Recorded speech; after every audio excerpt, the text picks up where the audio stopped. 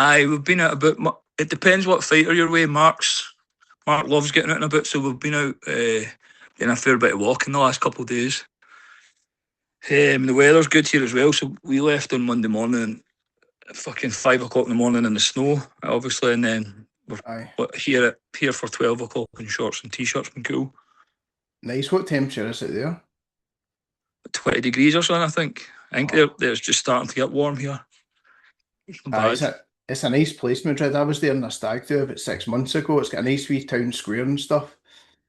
Aye, we're not too far for that. We've been running about and stuff, but it feels a bit different from some of the other cities I've been in Europe. It feels a bit safer, which a bit cleaner and stuff. But aye, it's been good. Aye, it's a cool place. Is that the first time you've been to Madrid? Aye, I've done Barcelona a bunch of times and stuff, but I've never. This is my first time here. Cool. Because the PFL, I thought it was mainly in France. Is that right? Or aye, this is their first time in Spain as well. Right. I think this is the first. I don't think UFC's been here. I think this is the first major event here, like MMA event here. So it's been pretty big. Like we're at public face-off things today and stuff like that, and there was about 300 or 400 people there. Oh, nice. Where can you catch them? Are they on Instagram, or where would I see them? I think they'll put them up on Instagram tonight. Aye. They'll be putting shit on that, I think, anyway, mate. Nice. Is everything looking good with Mark's kind of preparation and his weight and all that? Aye, we're just so everyone's finished pretty much. We'll move about a wee bit tomorrow. Starts his weight cut tomorrow, weighs in on Thursday. It's a weird one because you're fighting on a Friday and then fights on Friday night. Right, everyone's on his point for it so far. Oh, that's good, man. So he's taking on Gino van Steenis, and he's 7-2 as well. Mark's 7-2 as a pro, and this guy is, so it should be a good test. Aye, so the cool thing about this fight is Van Steenis' brother's the middleweight champion. So the brother's the main event. He's fighting Fabian Edwards, who's obviously Leon's brother, for the middleweight title. And then Mark's got the wee brother on the undercard, which is cool. That is really cool. Aye. Is he the top of the undercard? Is he No, I think I'm not even sure. I think he's maybe fight 5 out of 6 or something, before the main card starts. Cool. The good thing is about these European shows is that we can actually watch them. We don't need to stay up till that time. Where can you catch PFL though? It's on DAZN. It's on that DAZN app, mate. I'll get it in my mate's dodgy box. We'll probably go and watch it there. Aye, that's half of Scotland will be. Aye, exactly. I was going to just pivot for a second onto the BKFC stuff of the weekend. And Sean Weir, he fights at a higher level, right? Yep. That was some stoppage, eh? Aye, Sean's only, so I trained Sean when he was very young, about 16 or 17. And he had a couple of MMA fights, and then he kind of fell off for a bit, was away working and stuff and just not in the gym. And then almost 10 months ago, I got a message from him out the blue. I'd kept in touch with him bits and pieces over the years. I got a message from him out the blue just saying, like, I've took a bare-knuckle fight in Edinburgh, and I think it was about 8 weeks or 9 weeks. And I only wanted to do it if you'll train me type of thing. So I was like, come in and see us. And he came in and we spoke just about what he'd been up to and where he was at in his life and stuff like that. And initially I had some reservations. I'd actually been asked to coach a bare-knuckle fighter before that, and I said no to the guy. He just said I wasn't really interested in it. I wasn't sure if it would be like, I wasn't too sure about it, to be fair. Very much like the way MMA was at the very start. But after I spoke to Sean, I was like, right, let's go. And we done that first fight in Edinburgh. He got a stoppage in round 1. And then he gets signed to the bigger promotion, the BKFC promotion. That's Dave Fieldman's and Conor McGregor's. And his next fight was in Manchester last year. In the big arena, the same arena that the UFC was in. So I was like, right, once I seen that level of it, I was like, all right, this is going somewhere. This sport, you could see it.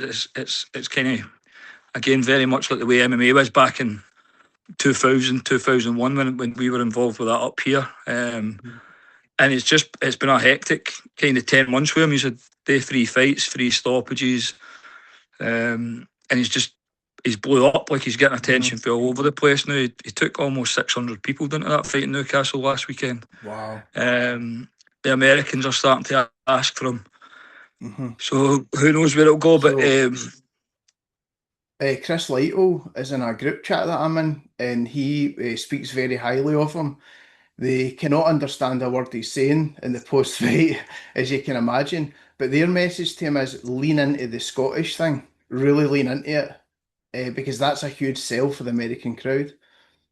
I think Sean does that anyway, mate. I think what I find with him is the reason people he's almost in 10 months became Scotland's most popular fighter. Like, before him it was Stevie Ray was very popular and Paul Craig, but Sean's like the crowd following Sean's unbelievable. And I genuinely think it's just because he's just being himself. There's no fake shit with him.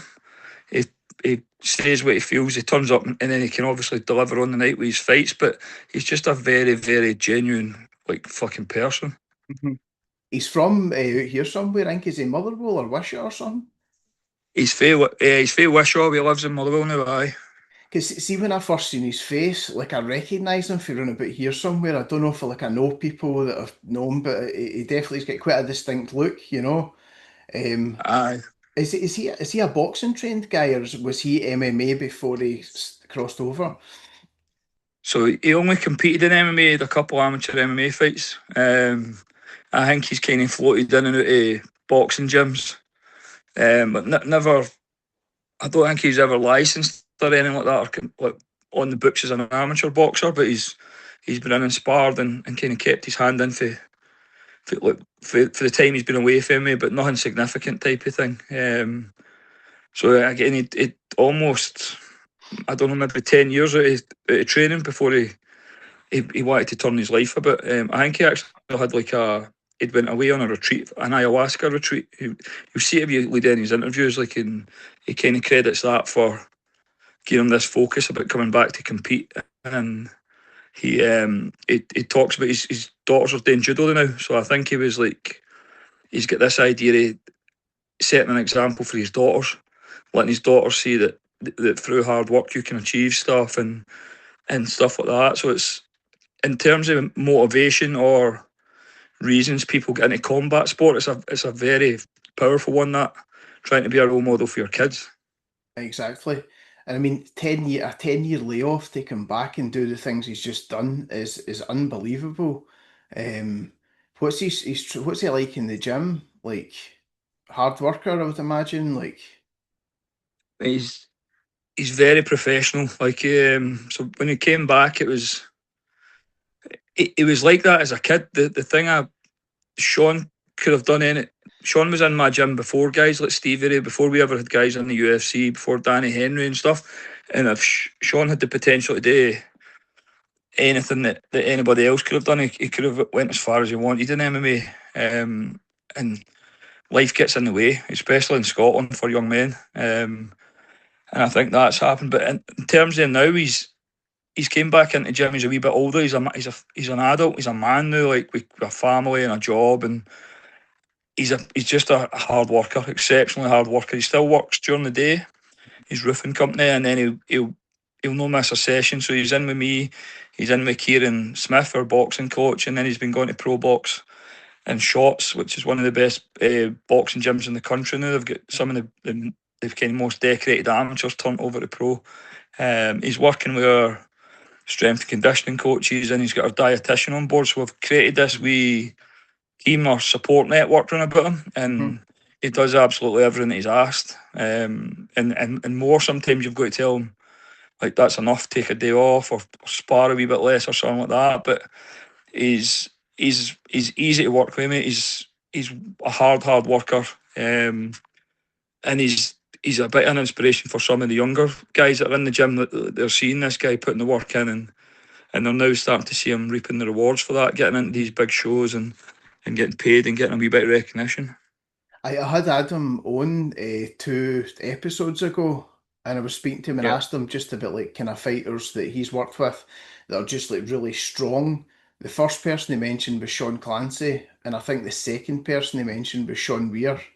He's just an incredible athlete.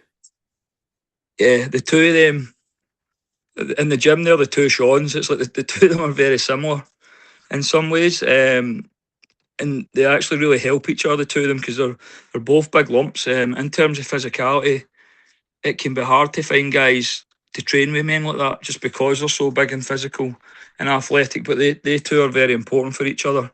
Sean Weir's got like Sean helping him and push him like a 22-year-old, just kind of coming up through the ranks and now. And then Sean Clancy's got like this older guy who's a wee bit kind of wiser and like life smart, helping him out with advice and stuff. So the two of them pair very, very well together. They're very good for each other. Sean Weir must be in his kind of mid to late 20s then, I would imagine. Sean Weir's in his 30s. Is he actually?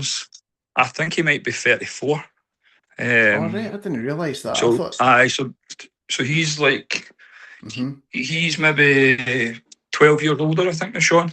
Do you know what I like about this BKFC thing? It's giving people another avenue to go and earn some money from fighting.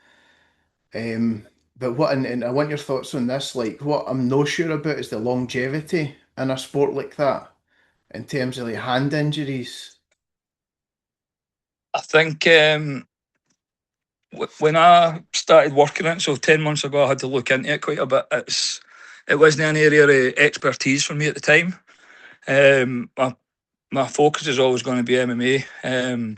So what I done was I spoke to Danny Mitchell, and he's obviously fought bare-knuckle, and I got some advice off of him, and then I started watching it a wee bit and kind of researching it and stuff like that. And the biggest thing I got for it was you're going to get damaged in the fights, so it was just restricting the damage that the guys are taking in the gym and training. So it was just making sure that they train smart. In terms of the fights themselves, it's a lot of the damage is superficial. It's cuts. The hand stuff, as long as they're placing their punches well and they're kind of picking their targets well and stuff like that, their hands have generally been fine. Although Sean did break his hand in his second fight, and he's obviously let it heal, but he's came out of this fight with his hands fine. And the other pro guy that was working with, a guy John Telfer, his hands have been fine for 3 fights now. Never had a mark on him with his first 2, and then the last fight he came out with some stitches and a couple of lumps. So I think as long as you manage the damage they're taking in training, the longevity is going to be there, just the same as any other combat sport. Wow, I'm surprised at that. I just assumed that because it was bare knuckle, they would be taking more damage to the hands against skulls and things like that. But I suppose if you place your shots well, Sean really seemed to place those shots well at the weekend there. You could see how accurate it was when he landed them, you know? Yeah. So I think the thing that is, you can confuse it with boxing a wee bit, is they're just not throwing the same volume of punches.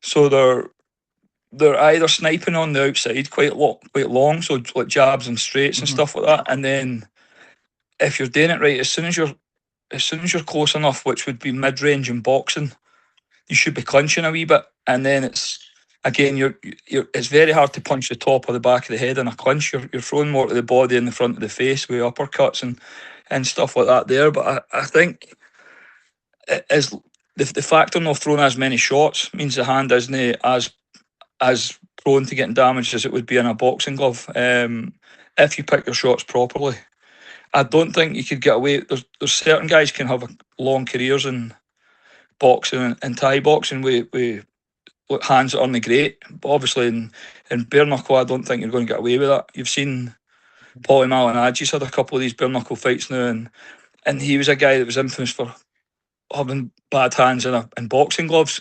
Yeah. But he's kind of point scoring his way to victories. But he's getting into every one of these fights knowing that he's probably not going to get a knockout, so he's having to mitigate all the shots coming back and having to be quite smart with his defence. But again, I don't think the percentages of your hands getting busted up would be much higher than, I've not seen studies or anything, but it wouldn't be much higher than maybe a boxing fight, as long as you adapt what you're throwing, when you're throwing it, and how to throw it to bare knuckle. So I think if you just done nothing but boxing training and gloves at a boxing gym, you would probably damage your hands. Is that the reason why, like, I've noticed the MMA fighters seem to do a bit better in the BKFC than straight up boxers? I think that as well. I think they're used to the wear glove.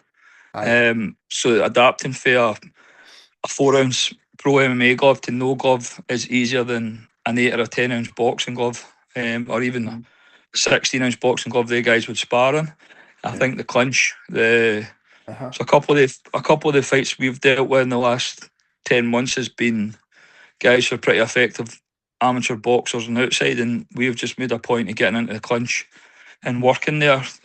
So we train quite a lot of clinch stuff with the bare knuckle boys. I'm excited to see where it goes, like in the next say, like 5, 10 years, if it will hang around, if it will grow as a sport and people will get more wise to the tactics, or if it will kind of, like a lot of other organisations, it will die away over I time. think I think there's definitely parallels there with very early MMA, in Yeah. terms of people not really understanding it or being ignorant to it, or whatever. But it definitely seems to have blown up a lot quicker. Like I can remember MMA from '96, and it took maybe to 2006, 2007 for anything big to happen in the UK with it. Mhm. Whereas bare knuckle seems they're in these arenas selling out big crowd numbers and stuff within the space of it seems like 2.5 years almost. So I People are think the used. fact that MMA is already, Aye. yeah, I think so, mate. People are used to I it. I think it think. doesn't help. Sorry, mate, on you go. It doesn't do any harm having it doesn't do any harm having kind of Conor McGregor involved with it as well, to be honest. Good point. Aye, he definitely he'll inject a bit of life into the organisation. That's what we were speaking about, myself and the last two people that have been on. What's your thoughts on this idea that the UFC is kind of going off the boil a wee bit? I think it's very apparent. Me and Mark were talking about it on the way here. Actually, it seems to be. I think obviously since it's been sold, there was a massive rise. We were involved with the UFC during a phase where they were building it up and getting ready to sell it, and it seems to be as soon as it's sold, Dana's role with the company's changed, which kind of made it different. And then as the TV deals changed to Paramount, it seems to be different again. And then it now seems more like his focus is moving towards the Zuffa boxing thing, which is affecting UFC again. But the business model that had it before, where you knew it was the best fighters in the world in the UFC, is away. So you're getting all these guys coming in through the Contender or coming in through the Ultimate Fighter, and they're just not at the same standard the guys you used to get in the UFC. And then you've also got these other promotions, which the UFC is still the king. It's still undoubtedly that's where every MMA fighter wants to go. But there is other promotions like PFL, like Octagon, like KSW, who are paying the guys better than the UFC would. So sometimes with some of these guys, if they've an option to go to the UFC, again, the biggest promotion in the sport, and get a certain amount of money, or they go to one of these lesser promotions, PFL or whatever, but they're going to get 2 or 3 times the amount of money. They've got to go where the money is, and I think that's what you're starting to see a wee bit. Aye, that's going to But it drag. is. I said that's going to drag people over to those other promotions. Do you ever see any of those promotions like PFL eventually competing with the UFC? I don't think so. I think the monopoly's kind of set, um, unless it continues to to kind of spiral the way it is now, where again it's quite obvious the standard isn't what it used to be. But the other promotions would need to play a big part as well, and kind of upping their game, getting consistency, making sure they've got the right TV deals, and moving into the right regions as well. Because a lot of like you've got KSW in Poland, which is absolutely massive. It's bigger than the UFC in that region. But they came to London once, whereas if they branched out all over Europe and maybe made routes into the States and stuff like that, could potentially rival the UFC. You've got Octagon working in Eastern Europe. There's a big show and runs in like Serbia and Croatia called FNC, and they're getting 20,000 people at these arenas. But again, they're almost like regional because they don't move about the way the UFC does. And even PFL's obviously in America, they're in Europe, and they're in Africa now. But it's like they need to synchronise all that together instead of having the 3 different departments, and then even tidy up certain aspects of it. I think like don't have the tournaments. I mean, it's confusing sometimes with PFL because you've got a world champion, then a tournament champion, and you're like, or you're the world champion for 1 year and then have a tournament and somebody else. So it'd be better just clearing the divisions and having rankings, and then having their champion and running it pretty much exactly like the UFC. You can see why they try and do stuff different, but I think I would be just want to follow the UFC's model, but just try and get better fighters and keep the production value on point. That's the kind of tried and true method. PFL promotes itself as a league. How is it like? I fail to understand. How is it a fighters' league? I don't know if that is just the Americans seem to refer to every sport as a league, like Right. their basketball, their American football, their everything. It's just that it's not a league like we would think of, like the way we've got football teams that all play each other, and at the end of it, whoever's got the most points. I think it's maybe just the way they word it. It did used to be called World Series of Fighting, member as well, All right. PFL. Okay. Yeah. So it's maybe just trying to remarket it as something else, and they obviously came in with the tournament format and stuff like that and gave that a bash. Do you remember back in the day they had the IFL?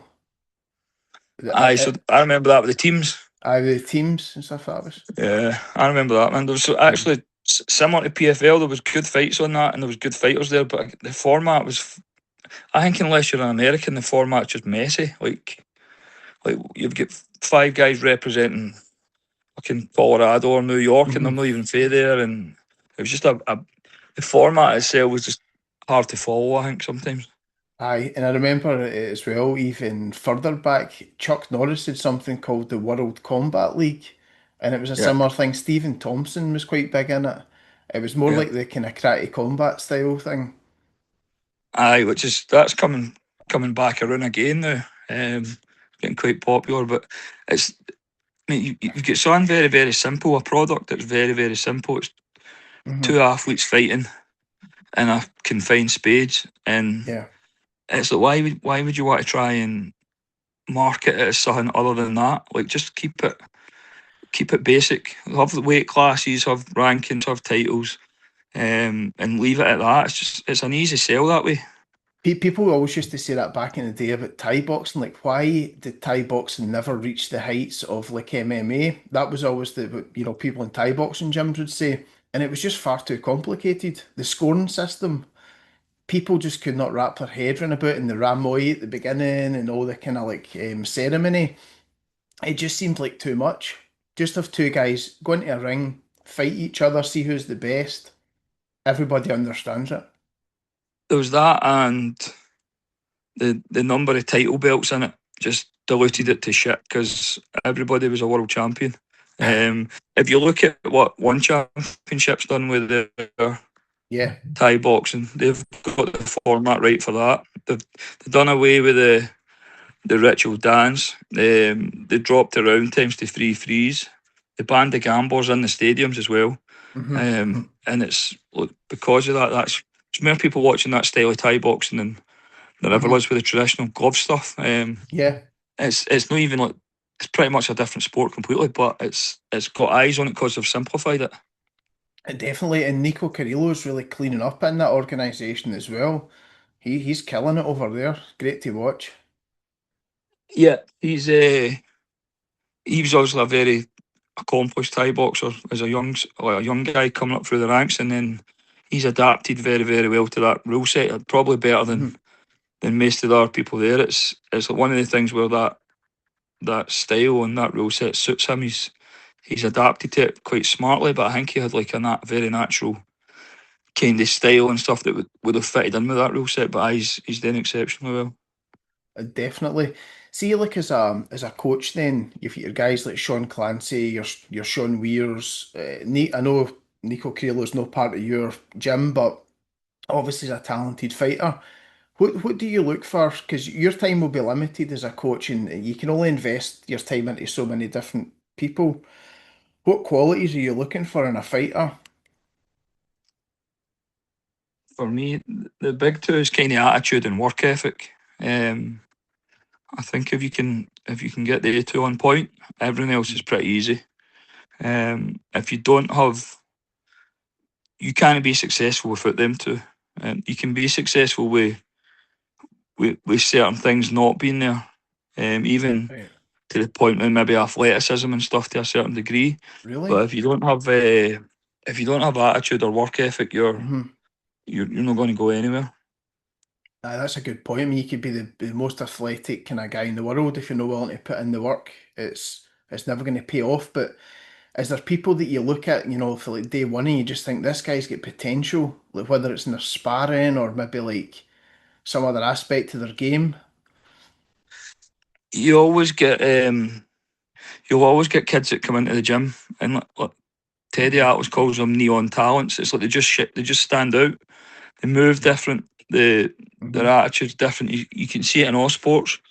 But I've been coaching for almost 30 years now. As much as you get the guys that you see come into the gym and they stand out immediately, you'll also get a guy who's just working away in the background, and then one day something will just click and everything fits and everything starts coming together and stuff like that. So it's you do get the guys that come in and you're like people refer to it as being a natural, but they'll have certain qualities or attributes. But again, see if they don't have that work ethic or the proper attitude, they'll not go anywhere with it. You can almost you get some of them that'll fool people for a wee while, but eventually they'll get found out.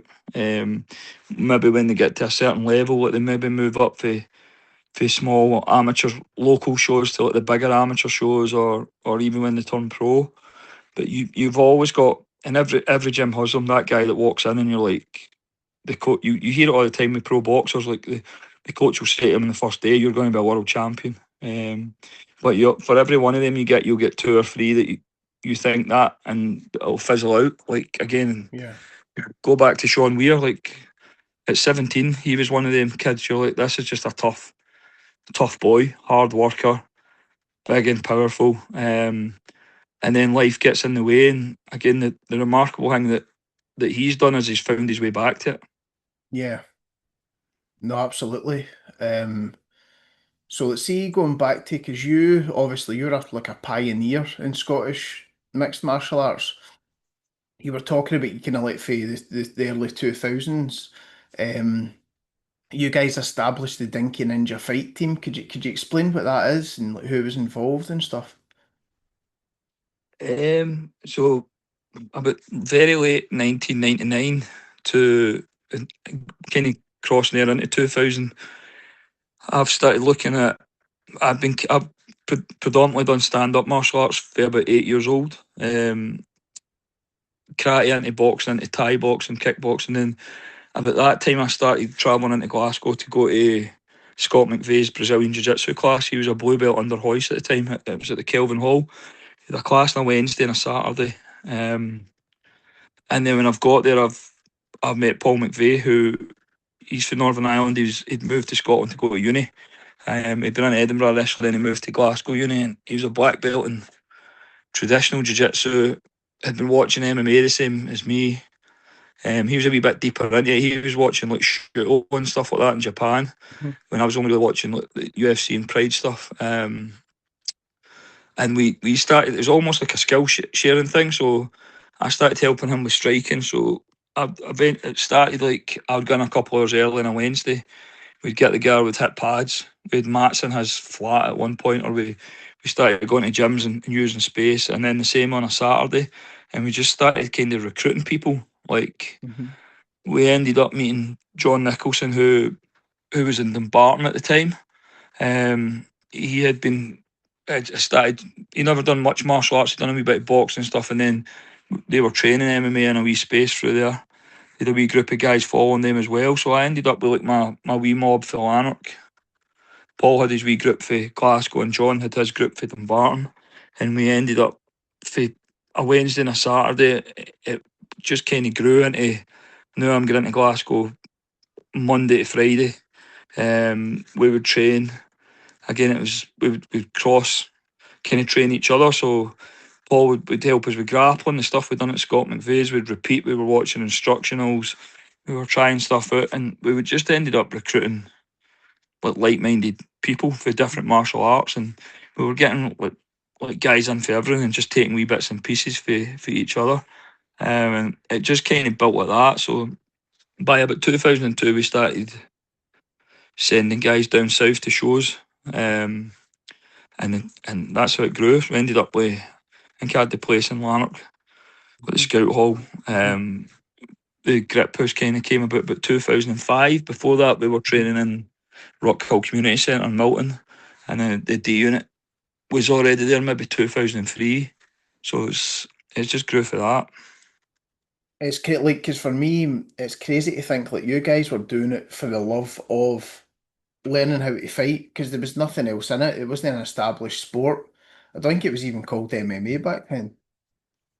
No, so up here it was called free boxing. About that time, I was starting to do not too bad in Thai boxing about that time, and the Thai boxers didn't like MMA at that time. They kind of ridiculed it a wee bit, the way, the way the bare-knuckle stuff's getting now. It was like, it's not a sport, it's barbaric, it's whatever. Again, just through ignorance or no understanding it. And the fact that some of the Thai community who I knew and that were like that was like, I'm going to double down on this a wee bit. I want to see where I can go with this. And at that point, again, there hadn't been like a UFC in Europe. There was still, I think there's maybe only 2 or 3 UFCs a year at that point. When the shows started popping up here, this is still pre-Cage Warriors as well. Yeah. And then it just built for them. But the majority of us were university students. We were at uni, and then hanging about with our mates. We had part-time jobs, or they were coaching a wee bit. I was coaching a couple of nights a week and working in Tesco's and stuff like that, and just fitting training in. But it wasn't anything like it is now in terms of it wasn't an industry, or career. It wasn't an option in that being a career. It was basically like, we'll do this until I can't do it anymore. That's what I'm getting at. Like, a kid starting out now has like a path. They've seen the rise of Conor McGregor, they've seen the rise of John Jones, they've seen all these things. So it can be a career for somebody like that. But I always think about my own situation. Like, I can't imagine going back to those days and, like, saying to my parents or my mates or whatever, like, I'm going to jack in the teaching and I'm going to just like go into the shed and work out how to fight my mates for a living. They would look at me as if I'd lost it. There was a bunch of us did actually do that. But I know it's. I think sometimes you maybe had an inclination that something was going to come at, or you're just trying to put off real life. Like when back then, that was the best time for me, because I was going to uni, then I was just hanging about with my mates training. Like my 2 favourite things, training and like seeing my pals, going for lunch, going for coffee, and then every month or whatever we'd go to a fight show, and it was like we'd all just jump in a car and drive wherever for the fight. It was just delaying, for some of us it was just delaying the inevitable day job, moving out of your mod's house. Do you know what I mean? Just like real life. It makes perfect sense, you know. It sounds like almost like the dream life to an extent. Training, Other than you're just skint all the time, it was alright. And look what's come at, like, you know, you guys have paved the way for all these fighters like Mark Ewen, Sean Clancy, even guys like Paul Craig and stuff. You know, like, none of that would have existed if it wasn't for the Dinky Ninja Fight Team and the kind of rise of Scottish MMA. So it's a huge thing. I think the landscape would have looked different. Somebody else would have maybe done it. Maybe at a later date and stuff like that.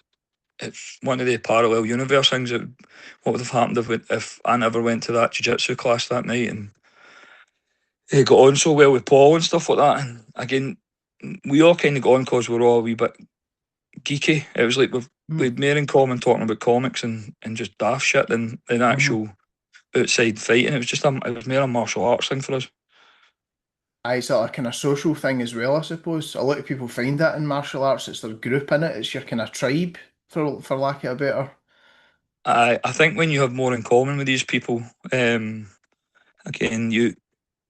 there's certain guys I've still got like very close pals for school and stuff like that, but I don't have any. They're not into martial arts. They play FIFA. They've got good jobs. They've got families. Their weekend is them sinking some beers and playing FIFA all weekend. Where they sometimes think, what the fuck are you up to when you're away? And again, you've got guys fighting cages, but it's. I think when we were coming up, it was just like you're just meeting like-minded people. We weren't planning on much other than try to structure training and get better at being martial artists, and that was it. That's cool. Do you remember like a forum back in the day that everybody used to jump on? I was on there as well. I think, was it the Cage Warriors forum? Was that a thing? So the first ones we were on were Submission Fighting UK. So SF UK was massive That for a could have bit. been it. Aye. Sherdog had the international one, but the Cage Warriors one was pretty big as well. What was the one you were on? One of them was Ty Sun. Your avatar was like a wee Incredible Hulk type guy. I had both Submission Fighting UK and Cage Warriors. I used that. I did Sherdog a wee bit, but not so much because it was fully Americans. But they two was again they're partly responsible for the growth of the sport. They forums. Yeah. We were talking about this recently, how the rise of MMA is directly tied in with the birth of the internet. If you look at the dates, the two of them are very similar. The explosion of the internet and MMA came together. And that might be one of the reasons, going back to what you were saying earlier, where Thai boxing never blew up, because Thai boxing came here in the 80s and 90s. And then nobody had fucking internet in their house in the 80s and 90s, but by 2005 everybody had it, so you could get access to fights and information more. And again, if the timing wasn't right with that, MMA wouldn't be what it is today. But they forums were, mate, they were so much fun back in the day, just talking shit and trolling people. And but they were also important because you were networking. Like we ended up meeting really cool people there and travelling to different gyms to train, and people coming up to train with us and stuff like that because of it. I can remember reading a story on one of them. I think it was what was it? It was the SF UK, did you say? Yeah. And it was a story about you. Remember, it was like a dojo storming section. That was it. There was a story about you. I don't know if you told the story, if somebody was telling it on your behalf, and it was you and your mates for school, and they were getting kind of picked on by a local taekwondo instructor. Can you remember that story? That was our thing back in the day, like going to any martial art gym you could, just like rocking up and like the spar. You'd find out when the sparring night was and just turn up, or do you know what I mean? But there was things like that, and then you were organising to spar guys. You're like, I'll come to this gym at this time and we'll spar. You're like, it sounds daft now, but like you'd get a taekwondo guy and say, come and spar with us under these rules or whatever. I'll do around the punching and kicking then, but I'm allowed to do this. And there was loads of instances like that. The one I can remember, I think that the guy had been like picking it. It was like your mates for school, and he was inviting them round to like his house to spar out the back garden or something. Is this ringing a bell? And you kind of turned up, but you kind of like gelled your hair to the side, put on a school uniform and stuff like that, and like booted him in the head. We were sparring at the back, and he'd sparred with a couple of my mates who they would train now and again, but nothing. They weren't competing or stuff like that. And he'd kind of been taking liberties, so I was like, right, let me know when you're gone and I'll come the next time. And I've went with my hair off, fucking just geeked out, pair of specs and stuff. And it was about it was like a couple of leg kicks, a hook, and then a high kick or something. But I was just like, no fucking having that. Again, looking at 47, looking back into my early mid-20s, I was like, what the fuck was I playing at? But that type of stuff was getting boring back in the day.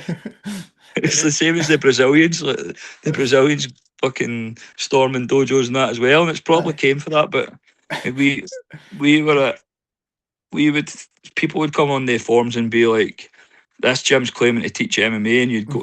It was the red flag was always, we teach ground fighting or something. Do you know what I mean? And we'd be like, right, let's go. And 3 or 4 days would turn up, and it would, like, you just, if you were training MMA properly, you could do what you wanted to them. And you're like, these guys are, they're fucking jumping on a bandwagon here. And some of that at the time, I thought we almost felt like we were policing the sport a wee bit. There was similar instance going on in jiu-jitsu as well, where you were getting fake black belts outed and stuff like that, and like there was no black belts in Scotland at that time, so we were like, oh, there's a black belt here, let's go, and we'd turn up as blue belts. They'd either refuse to roll, or if they did roll, we'd be like, you're not a fucking black belt, like, because at that time you were getting the idea that a black belt in jiu-jitsu was a big thing. But we used to spend years doing that shit. I know. I mean, like, see, do you think there was benefit in, like, see, because people never knew how to fight the same way as they do nowadays? Like, back then, you guys were like kind of learning it on the hop, like as you go, and you had to really think about it. Do you think there's benefit in that as a method? Because nowadays, obviously, like, fighters coming through the system will be getting more or less spoon-fed information. It takes a wee bit of the thinking aspect out. Aye, so there's been a big kind of movement in jiu-jitsu the last maybe two years, with a coaching style coming through now. It's like constraints-led approach to coaching, or ecological dynamics. And I think when I look back to what we were doing with MMA in the early 2000s, it was basically a case of we're sparring and figuring it out, and then if it would sit and talk about it, or you would see a move, but there definitely wasn't a detailed instruction. Like, if you go to a class, you have an instructor breaking down a technique and giving you a 10-minute talk on the technique and breaking it into 21 moving parts, and then letting you go away and drill it and stuff like that.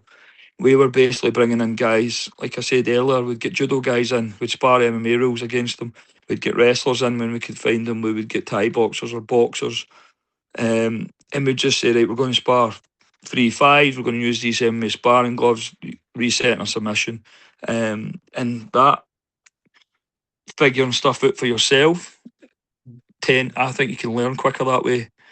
Some people can learn quicker that way and retain the information a bit better than if they were getting taught step-by-step systems, and maybe struggling with it because they're not really figuring it out for themselves. They're almost like trying to load data into a computer, and then when they need it under pressure at a certain time in a spar or in a fight, they're having to use like memory recall to pull out a fucking technique.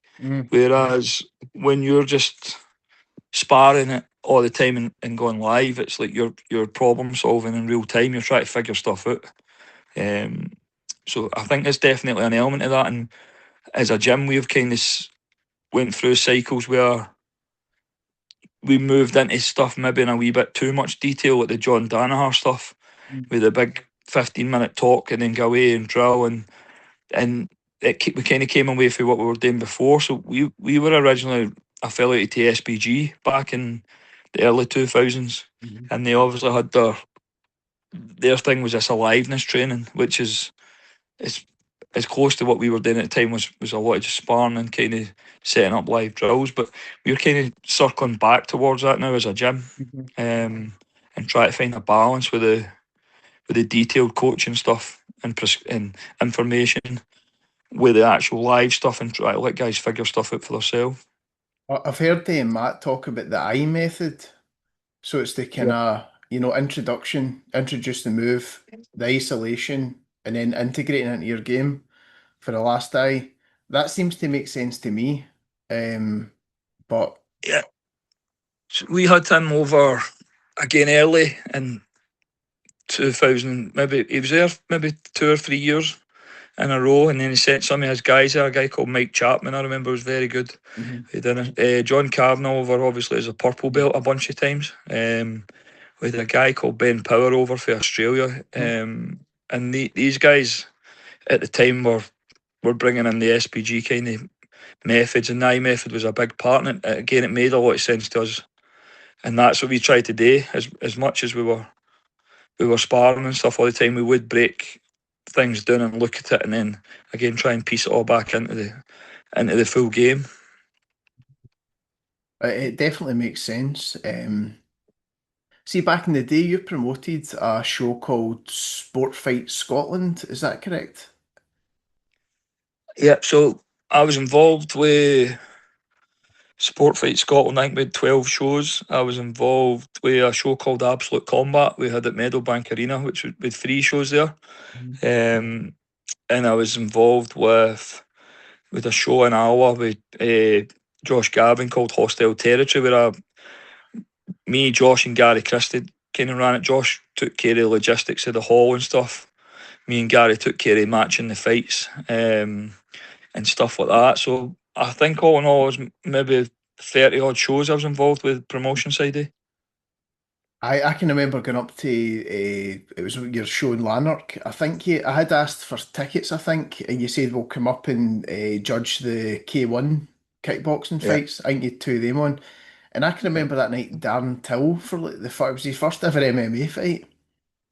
Because I knew him as a Thai boxer, and I just all of a sudden seen him coming out as I think it was amateur, but it was his first pro fight. First amateurs, he was only 16. He fought Stephen McCready from Dumbarton. It was a great fight. It was a great fight, but and we had loads of big name guys on these shows. In Lanark, we had Akira Corisani over, who went on to the UFC. The Hostile Territory show, we had Paul Redmond on it. Went on to UFC with Robert Whiteford on it. We had Stevie Ray on these shows. We had loads of guys that went on to do quite big things actually on them. But it was a different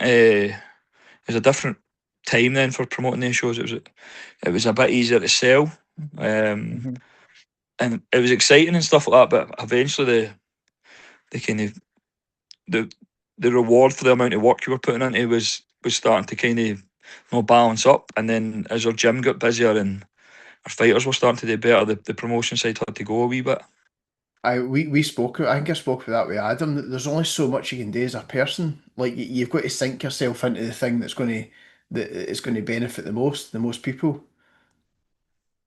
Yeah. So it's again, I had similar issues where at one point in time I would have been doing in terms of coaching, I would have been coaching all our MMA fighters, helping with our S&C, like programming that, and even being involved with the diet for the weight cuts. And then at some point, and I was still fighting as well at that point. So at some point, you're like, if I want to be very good at one of these, the rest of them has to take a back seat.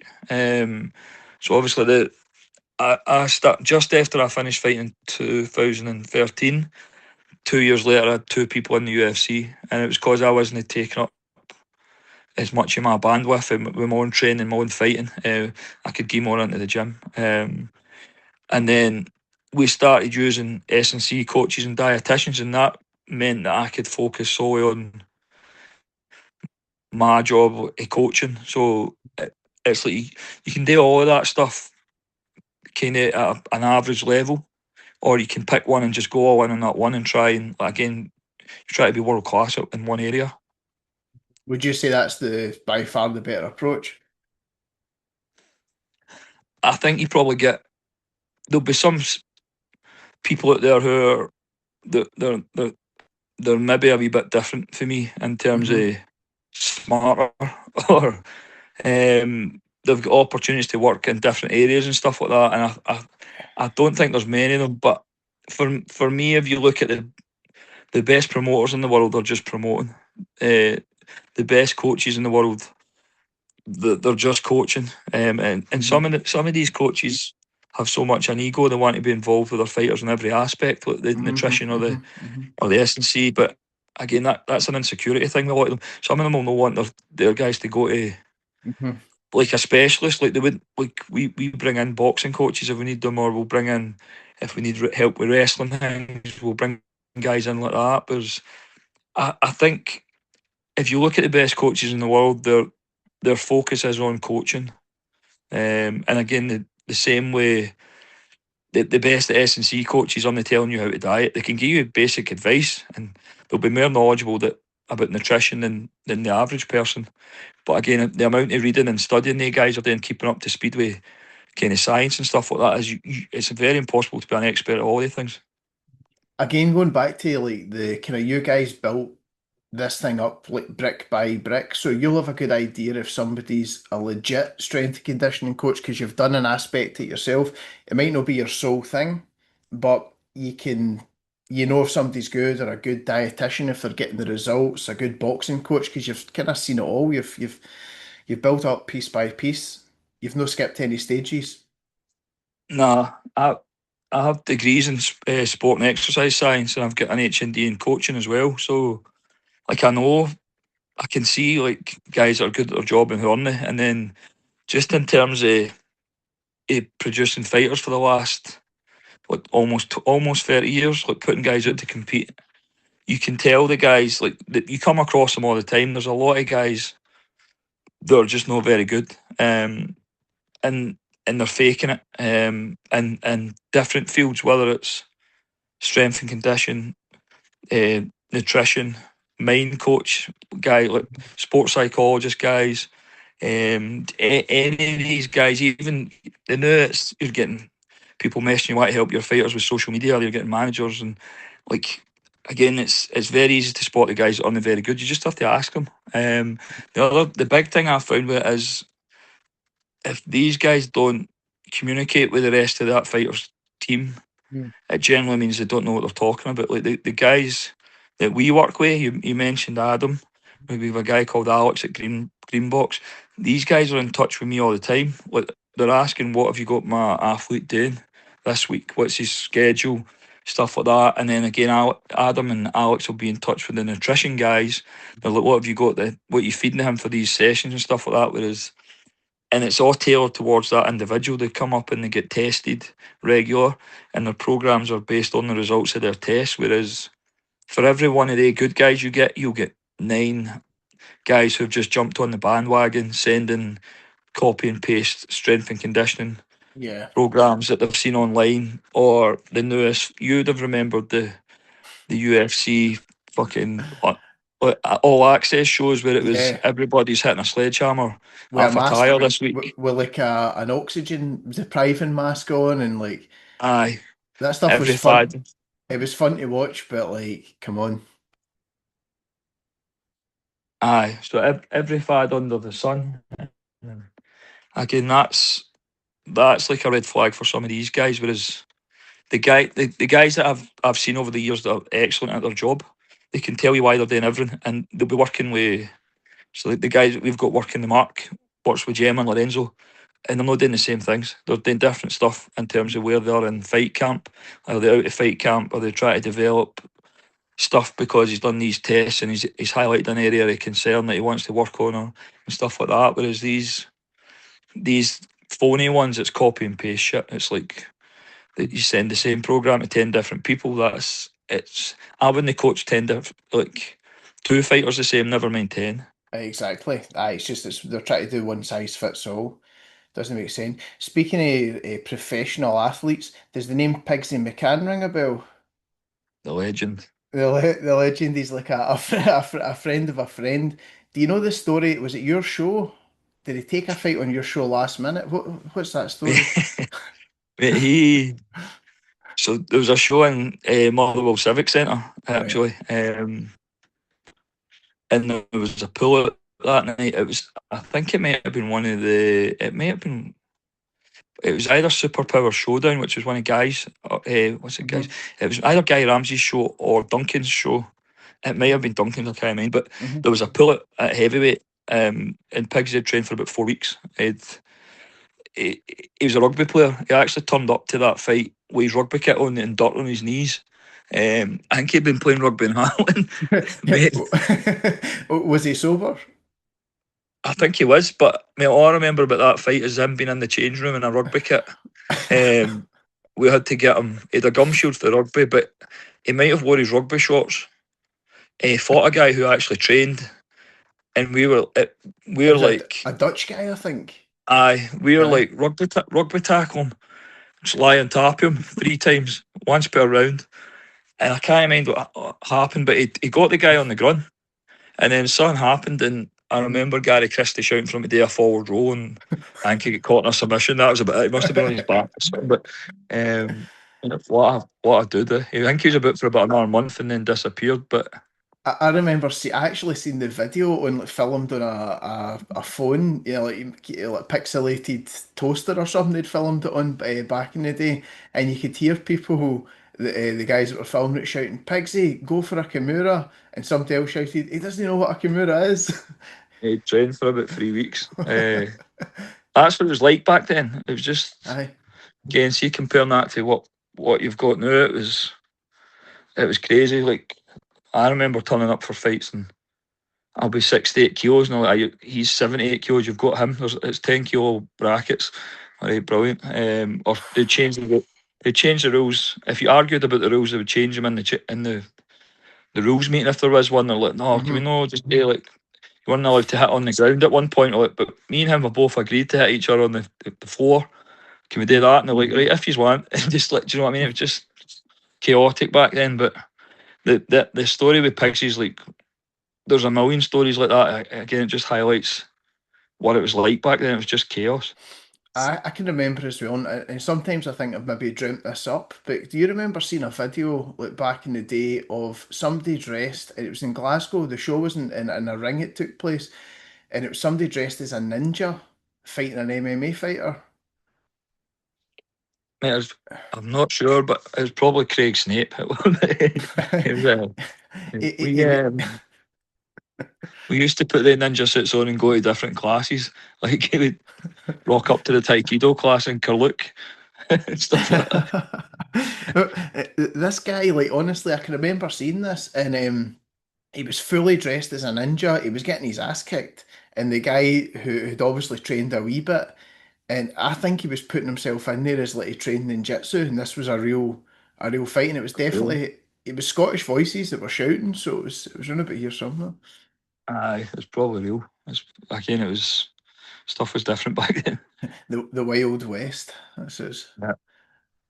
Aye. It's actually mad that it's made it through that to what it's become. Oh, exactly. That's it. And I don't think you get to where it is today without going through all those crazy happenings. No, it's one of the sports, and even to this day, it just sometimes I get into the gym and I'm like, this place is full of weirdos, and then my wife's like, you're a weirdo. I'm like, right, fair enough. It's just the characters involved in it's just martial arts in general they're brilliant. Oh, fantastic. I think the sports like that. What is it that I was going to actually ask you a wee bit about that, like running a gym like higher level, which is a big gym. What is that like managing the different kind of personalities and egos and training sessions? I'm pretty lucky where, again, I've been doing it that long now. The system we've got in place, I kind of refer to it as like a conveyor belt. So early on, I'd have had guys like Graham Turner and stuff like that, Richard McClary, who they just kind of help regulate the gym. So everybody else looked up to them. And as Graham and that's moved on, we started getting Stevie Ray coming through, Martin Delaney coming through, Danny Henry coming through, and even on to what we've got now with Mark and Sean. But our gym's very, it self regulates itself. The fighters make it very easy for me because they hold each other accountable. Occasionally you'll get a guy in that will cause problems, but if they can't keep up with the workload of ours, they'll go away. They'll generally disappear, or you'll go to a show and they'll represent another gym not doing very well. But it is problematic, that, especially when you start getting close to like guys are getting crab because they've got fights coming up and stuff like that, and you just have to deal with them on an individual kind of basis. But I do get help in the gym with some of the senior students. They'll nip a lot of things in the bud quicker, and if it gets past that, then I need to step in and deal with it. And it's basically just there's no free strikes type of thing. I'll speak to him about it, find out what's wrong. If I have to warn you again, then this might not be for you, because you're slowing down the rest of the team, or you're slowing down the development of some of these other guys. But it's not something that happens that often at ours. Again, my mat kind of self-regulates itself. Everybody's very friendly, but they know they're there to work hard, and they just have their priorities are, we want to get better, we want to train martial arts, we want to get better. They treat the guys who are not interested in competing on the same level as the guys who are competing for something today, or the guys who are like, I want to see how far I can go with this or make a career at it. But the gym itself is it kind of regulates itself for the most part. That makes sense. It was more the kind of, I was thinking about the MMA sparring. To some people, sometimes, like, two guys sparring, somebody lands a decent shot, the ego kicks in, and they say open up another person, or are they quite respectful of each other? You always get instances of that. We structure sparring where we have certain sparring that's only for the fighters, and if you go to that session, the spar's going to be a bit different for. So like a Friday night, the spar's going to be different on a Friday night than it would be on a Thursday morning or a Tuesday morning. And then I group them up, so they're all matched up in terms of, this is my new amateur. This is guys that they want to compete, so they've not even had an amateur fight yet. They're together, and then they'll move into, this is my novice amateurs. This is my better amateurs who are going to turn pro soon. This is my pro guys who are under 5 fights, and then this is my senior guys, like they're signed with organisations. They've had so many pro fights, and that filters stuff out, makes stuff a wee bit easier. And then I can send, like, the senior pros can go all the way down to the very first guys and move about with them and help them and stuff like that. But occasionally you're going to get somebody's not had enough sleep, they're crabbit, and they've maybe moved into a shot the wrong way, and they've maybe thought the person's done it intentionally. But again, before that even gets to me, the rest of the mat they'll regulate it. Like, the senior fighters will take care of it. They guys can spar at like a proper clip, and keep themselves safe. They know that each guy on that mat's an important piece of the puzzle. They need each other to train. You can't train martial arts on your own. So they need you need these bodies on the mat. So before every spar, I'll have this like it's a speech almost. It's like, right, this is what we're doing. We're doing 3 5s and 5 3s. We're going to go big gloves. We're going to move into wee gloves. These guys are fighting soon. What I need is this. Remember, everybody has to be on the mat at the end of the session. I need everybody on the mat tomorrow, so no injuries.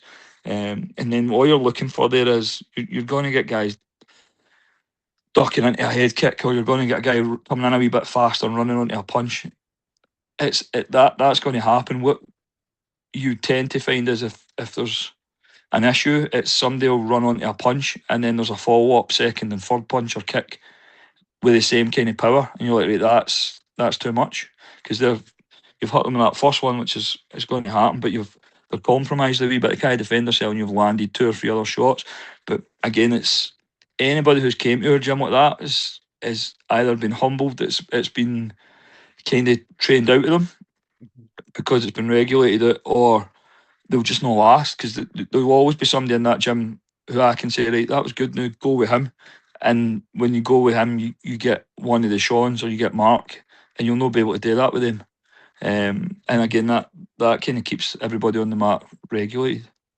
That makes perfect sense. Like, I can remember as a kid, like, going to boxing gyms, and you would jump into spar, and some people would just take liberties. You'd maybe only been training for a few months or whatever, and it was always hard sparring, that kind of thing. But I think everybody's gotten a bit wiser over the years. I think with the coaches, the good coaches are definitely more aware of the CTE thing and the head trauma stuff. The difference between boxing and MMA is, if you want to regulate somebody in an MMA spar, you'll take them down and pin them. You'll take them down and take their back, and just, you know what I mean, just make it miserable for them. Make it horrible. Trap them. Whereas not knocking them out or fucking kicking them or kneeing them and potentially hurting them. You're just letting them know, like, there's levels to this. If you want to go hard like that, then this is what could happen to you. And that kind of regulates it quite safe. By that, there's a different culture, I think, with current gyms. Again, we sparred far too hard back in the day, and we'd visit boxing gyms. And anytime you went into a boxing gym and you were an MMA guy, it was game on. Like at sparring, it was like it's a point to prove for them. And that still goes on with certain gyms. Are famous. They've got reputations for how much they spar and how hard they spar. But it's the responsibility of the coach to keep everybody on the mat safe, and that has to come through how you're training, the amount of the head trauma you can reduce it, and try and save for which is going to happen at some point in a fight. You need to try and be safe with your training. Is there a place for the kind of hard sparring? I think up to a certain point you need it, if you want to compete, especially professionally. Yeah. You need it, but it's not out of camp, and it's not too often. It's not an hour at a time. It's 3 rounds.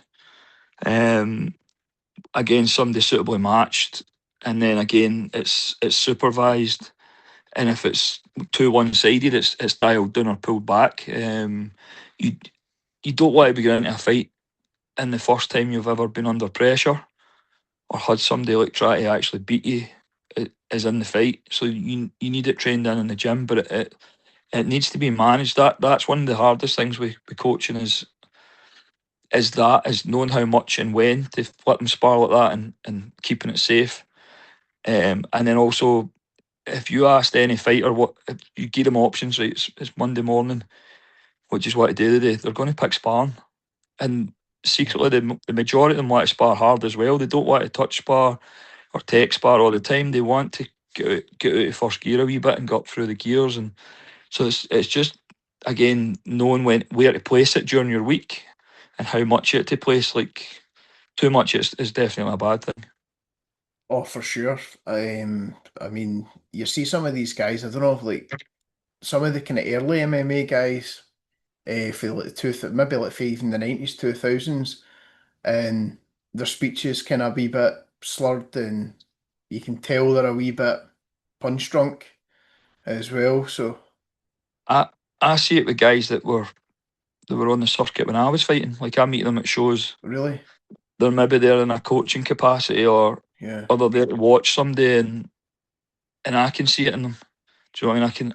I can see it, and that's my generation. That's not the guys before. And again, I've been fortunate enough to train with and be around about a lot of professional boxers, and it's the same. I can see that in the guys, and it's not very nice when you see it because it's a worry. Like sometimes there'll be consequences for the amount of sparring I've done, and close to 65 fights. I've been hurt and I've been kicked and kneed and elbowed in the head and choked. And sometimes I wonder about it, and other times I'm like I'm doing stuff to try and keep my brain sharp, like mental stuff, and then but it's every now and again I'll forget my pin number when I'm trying to pay with a bank card, and I'm like, oh fuck, that's it starting, and then I'll be it's just a wee thing, but everybody gets that. you though need to as well. manage that as a coach. Yeah, Aye, so especially when you're not using the pin, a lot of time you're just fucking chip and pin it, so you just touch the thing, and then first time you need the pin, you're like, I've not put my pin in 2.5 years, I forgot it, and it's no CT, it's just I've no put that number in. you've just not used it. Aye. So see, going back to the kind of early days, obviously, like the first kind of iteration of UFC fighters, it was Gracie Jiu-Jitsu that dominated back then, right? And then kind of like wrestlers took over, right? And obviously like kickboxers and strikers come back into the mix. And then sort of your Sambo guys, your Dagestani guys. What do you think's the next sort of dominant style, if there is one? So you can, so what you've described there is pretty much, it's almost like eras. So you had the jiu-jitsu thing at the start, which is exactly what the Gracies wanted, was to sell jiu-jitsu. And then your Colemans and that, the wrestling area. Then the sprawl and brawl thing came with Morris Smith and all these kickboxers who learned to sprawl. Yeah. And then the next thing was the fence. The wrestlers started getting into the fence to get the takedowns. Then there was the evolution where the guys started using the fence with the wall walks, the Ortiz and stuff like that to get back to their feet. I think the answer is going to be, I think it's jiu-jitsu. It'll cycle back to jiu-jitsu, but I think it involves moving away from the cage. A big part is not having your head near the cage and facing empty space. So I think that's an option, and I think you're maybe going to see some of this kind of style of Japanese kickboxing that's big in one championships coming through the now. I think you're going to see a wee bit of an influx of that with the teeping kicks that you're seeing to the legs and the body. Obviously, the calf kicks became a big thing the last 5 years, so I think you're going to see some of that coming through. It's interesting because we refer to it as like an arms race. You've got this current group of weapons that you can see by watching the UFC, but what the best coaches are doing, they're not copying what they see right now. They're planning how to beat what you see right now, and that's what's fascinating about it. So there's always going to be a solution. What you're looking at is problems. How do I solve that problem? So it's just a solution. But what I've seen with a lot of the kind of Dagestani stuff, you've seen it when Gilbert Burns fought Kamzat. When you're not trying to wrestle back up, if when Kamzat takes normal people down, they try and wrestle back up and gear him his back, and he goes into the ride positions and dominates him. But when you watch Gilbert Burns, he tried to get back to guard, with his head away from the fence, and tried to sweep and stuff like that. And then when Kamzat started getting tired, he started punching and stuff a wee bit more. So I think that the answer for the current kind of meta with that stuff is possibly going to be jiu-jitsu. Going to go back to jiu-jitsu. That's interesting. I spoke to my mate Grapplezilla, who he reckons that the Chinese, do you know the kind of, are you familiar with like Sanda, Sanshu, that kind of style? It's a bit like kickboxing, but they're allowed to flip each other with like hip throws and stuff. He reckoned there's going to be an influx of people from China sort of taking over, which is quite interesting. Well, the UFC built that PI in Shanghai, I think, looking for, and then obviously had the road to UFC shows in China. So I think that's possible. To what I've seen of the Sanda guys, they're always pretty good. They've been interesting to watch, but I think that could be, it just blends everyone really well. Aye. The only person I can think that represented that style would be like Kung Lee, like a way back then. But I don't even think, somebody told me that he wasn't actually a Sanda guy at all. He was actually a Taekwondo guy who had some judo or something and he just put himself down as. There's a Russian welterweight, I can't remember his name, who was a Sanda champion as well. He's quite fun to watch. I can't remember this guy's name for the life, but he was like that as well. But generally, when the fight hits the mat, the guys are not great on the mat. So unless they're doing jiu-jitsu and stuff or delving deeper into that, I think that again jiu-jitsu would beat that if it's done right. Have you seen the martial art that's it's called something like Kudo? It's sort of like MMA, but they wear a face mask thing. Aye, so a pal of mine's doing that in Bradford, a guy called Mark Ewen. All right. He's an ex-MMA fighter. He's a jiu-jitsu black belt. He's an SPG jiu-jitsu black belt actually, but he's doing that now. I've seen him, he's out in America and stuff doing that. It looks interesting. What, are they allowed to fight on the ground as well? I think it keeps going. I think it's almost like a full system there. Aye. Are you? Did you say you're in contact with this guy? Like on Facebook and stuff, still speak to him if I see him at shows and stuff like that. Jenky would come on here and speak to me, or? Aye, I'll ask him. Cheers, man. No, I'd like to speak to somebody. I'd like to learn more about that style. It just looks something different, you know? Aye, I'm sure we can sort that, mate. Nice one, man. I'll put you on the spot a wee bit, right? Some questions. Who's your toughest opponent across all the combat sports? I fought a Swedish boy called David Hagstrom. It wasn't tough, he was intelligent, he was smarter than me. We fought 5-5s in at Braehead, or Kelvin Hall it was, and he broke my nose early. And any time I started to get any kind of success in the fight, he changed stuff up. He was just his timing on and going for me having a wee bit of success somewhere and changing the momentum was excellent. Him or I fought a boy called David Aranda at Celtic Park, a Spanish guy. You no, it wasn't. It was Michael Hammersmith. I fought at Celtic Park. He was ranked number 1 at featherweight in Europe, and I was ranked number 2 at bantamweight. And he came down to bantamweight. He done his camp at American Top Team, and the two has kicked the shit out of each other. It was a draw. That fight was a draw. But I wasn't the same for about a week after it. I had a bad concussion. I was sick. He got cut. I cut his head, his face with elbows, and I came in lying under him, and his blood coming out of my mouth.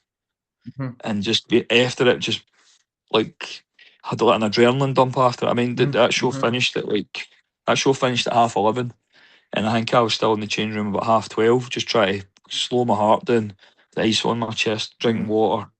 My mate stayed to give me a lift back into Glasgow. He just bought this brand new car, and I was sick of his car. And it was just like that was the hardest one in terms of physical, but the Hagstrom one was just like I couldn't get any momentum going, and whenever I just starting to get into the fight a wee bit, he would DAZN and break my rhythm. I think I can remember the Aranda fight. Was that the one where you kind of butchered them with elbows for the bottom from guard? That was the Hagstrom fight. The That was Aranda fight was at the Kelvin Hall, and it was for the on top title, and the fight finished after 3 rounds, and I'm getting pictures took with stuff, and then they came back and went, it's a 5-round fight. So there was 2 minutes in between round 3 and round 4. It was actually Mark Goddard came in and went, James, it's 5 rounds, and I was like, are you sure? And then the promoter came in and went, no, it's 5 rounds, it's 5 rounds, and I'm like, fucking never trained for 5 rounds. Like, I get submitted in round 4, and I was like, it was weird because I switched off. I was like, this is done, I've won. And that was a Aranda fight. That was a great fight as well.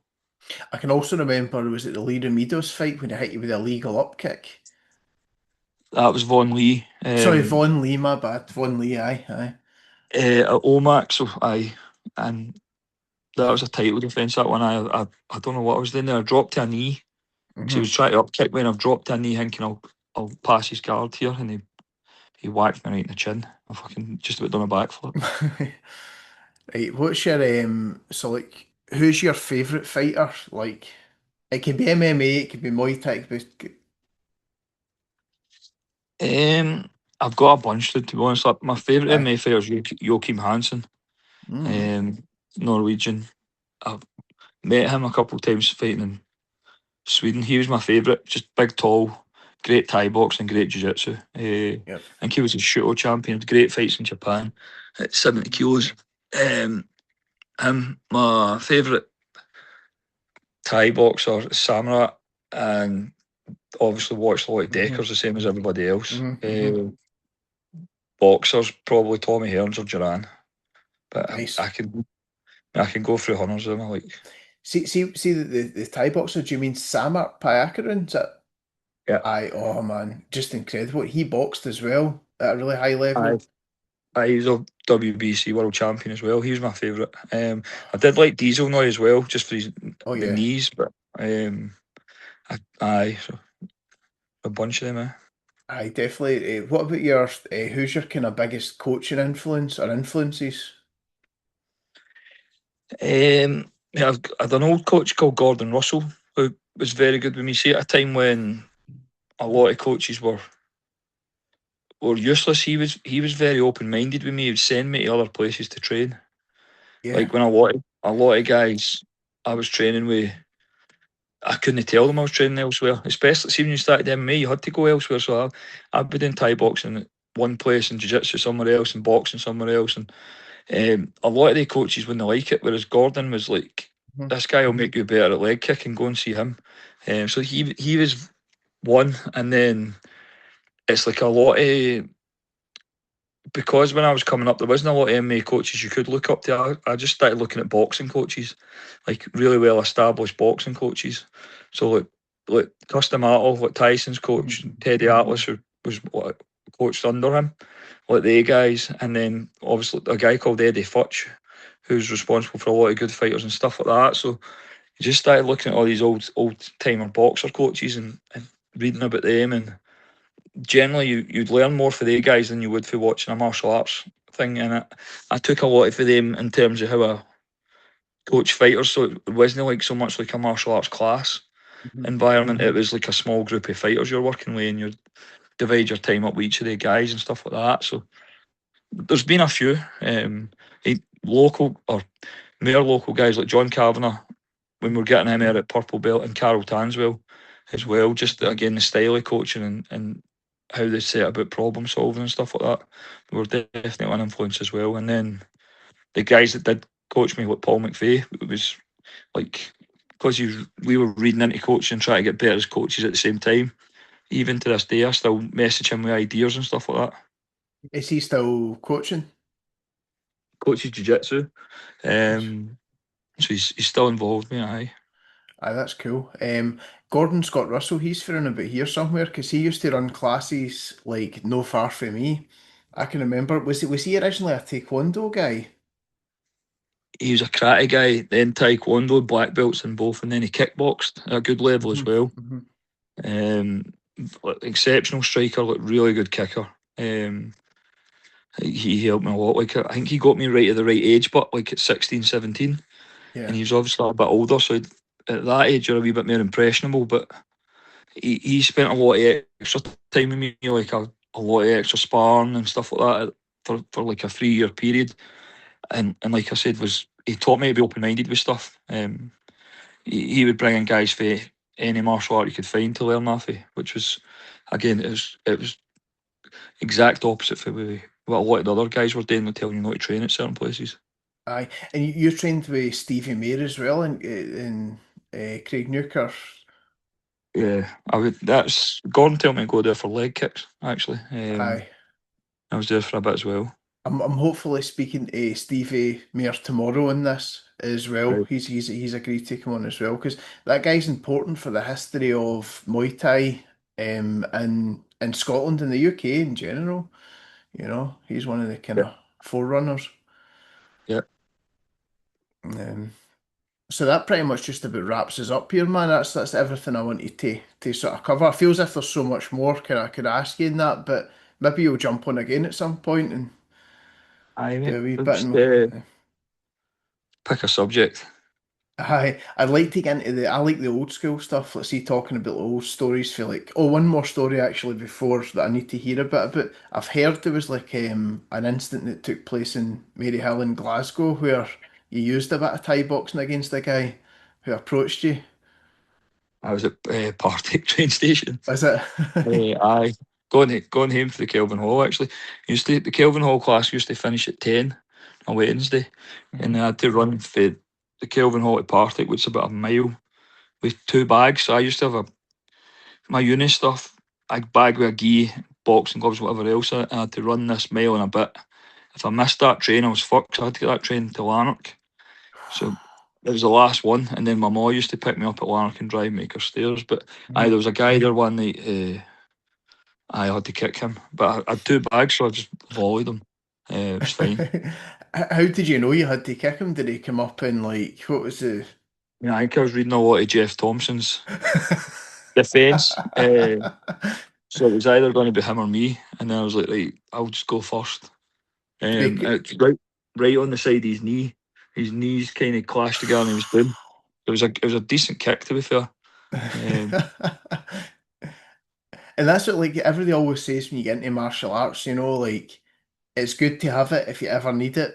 And that's one of the situations where you definitely needed it. So Aye, I think he was definitely going to go first if I never done it. So have you ever has there been any other kind of situations like that where you've had to act? Is that the only one? Like yeah, that's been a bit. I think most of the time you can sense that stuff, and I'll just stay away from it. mm, Or I'm also aware of trying to carry myself in a certain way that people just no bother with me, which I think is important. Without being like a dick, I'll just right, I'll make eye contact with people and stuff like that, and like just let them know like I'm not like if you're looking for somebody to start with, it's not me. Exactly. People pick their victims. You know what I mean? I can remember hitting a junkie with a flying sidekick in the way in for school when I was in like third year at the school. This guy started on me for no reason whatsoever. He thought I was laughing at him. I was just laughing with my mates and stuff. And I can remember that was the first time thinking this Taekwondo stuff's actually no bad. It sort Aye. of it sort of works in some scenarios. If they're already drunk and on drugs and stuff, you can. Right. Absolutely. So mate, listen, it was a pleasure speaking to you, and hopefully I'll get back over to the jiu-jitsu pretty soon. Life's kind of got in the way at the minute. Things are kind of tight for time, but I'll get back up at some point in time. And good luck with Mark's fight on Friday as Thank you, well. mate. I should say best of skill because I don't think he needs any luck. He's going to be good. He's going to be good. Aye, and he's always like supremely confident as well. That's what I've noticed about Mark. Because he puts the work in. He Aye. a hard worker, man. We'll be fine.